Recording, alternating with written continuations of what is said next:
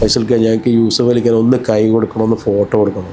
കുറേ ആൾക്കാർ ഞാൻ കൊണ്ടുപോയിട്ടൊക്കെ എടുപ്പിച്ച് എങ്ങനെയല്ലോ, അങ്ങനെ പറ്റൂലല്ലോ. ചില സമയത്ത് സാധിക്കുകയില്ല. എന്നാലും മാക്സിമം ഞാൻ എന്നെ കൊണ്ട് പറ്റുന്ന യൂസഫ് അലിക്ക ഇതെൻ്റെ സ്വന്തം ആളാണ്, ഒന്ന് അപ്പോൾ അയാളൊന്ന് കൈ കൊടുക്കും. ഇതൊക്കെ ഓരോരുത്തരുടെ ആഗ്രഹങ്ങളാണല്ലോ. അത് നമ്മളെ കൊണ്ട് പറ്റുന്ന രീതിയിൽ നമ്മൾ ചെയ്യുക എന്നുള്ളതാണ്.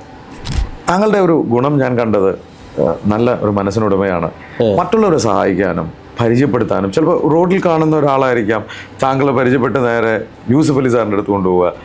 ഇതിൻ്റെ പിന്നിൽ എന്താണത്? അല്ല, എല്ലാവർക്കും ഇപ്പം ഞാൻ യൂസഫ് അലിക്കായിട്ടുള്ള കണക്ഷനുള്ളതുകൊണ്ട് എൻ്റെ ഒരു 2-3 പരിപാടികളുണ്ട്. എല്ലാവരും വന്ന് പറയും, ഫൈസൽക്ക ഞങ്ങൾക്ക് യൂസഫ് അലിക്കാൻ ഒന്ന് കൈ കൊടുക്കണം, ഒന്ന് ഫോട്ടോ കൊടുക്കണം. കുറേ ആൾക്കാർ ഞാൻ കൊണ്ടുപോയിട്ടൊക്കെ എടുപ്പിച്ച് എങ്ങനെയല്ലോ, അങ്ങനെ പറ്റൂലല്ലോ. ചില സമയത്ത് സാധിക്കുകയില്ല. എന്നാലും മാക്സിമം ഞാൻ എന്നെ കൊണ്ട് പറ്റുന്ന യൂസഫ് അലിക്ക ഇതെൻ്റെ സ്വന്തം ആളാണ്, ഒന്ന് അപ്പോൾ അയാളൊന്ന് കൈ കൊടുക്കും. ഇതൊക്കെ ഓരോരുത്തരുടെ ആഗ്രഹങ്ങളാണല്ലോ. അത് നമ്മളെ കൊണ്ട് പറ്റുന്ന രീതിയിൽ നമ്മൾ ചെയ്യുക എന്നുള്ളതാണ്. പിന്നെ എനിക്ക് ഞങ്ങൾ ഈ ഓർഗനൈസേഷൻ ആകുമ്പോൾ അറിയാമല്ലോ, ചെറിയ ചെറിയ പ്രശ്നങ്ങളുണ്ടാവും, ഗ്രൂപ്പീസ് ഉണ്ടാവും. ഞാൻ അവരുടെ അടുത്തൊക്കെ താണ് കൊടുക്കും. ഞാൻ അതിലൊന്ന് അടികൂടി അതിൻ്റെ ചെയർമാൻ, ഞാനായിരുന്നു അതിൻ്റെ ഫൗണ്ടർ ചെയർമാൻ. IPN തന്നെ ഞാനായിരുന്നു. ഞാൻ മാന്യമായിട്ട് എല്ലാവരും പറഞ്ഞ് മാറി.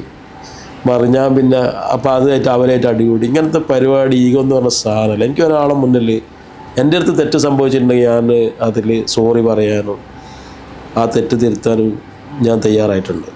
താങ്കളുടെ വിജയത്തിൻ്റെ മുന്നിൽ ആ ഈഗോ ഇല്ല.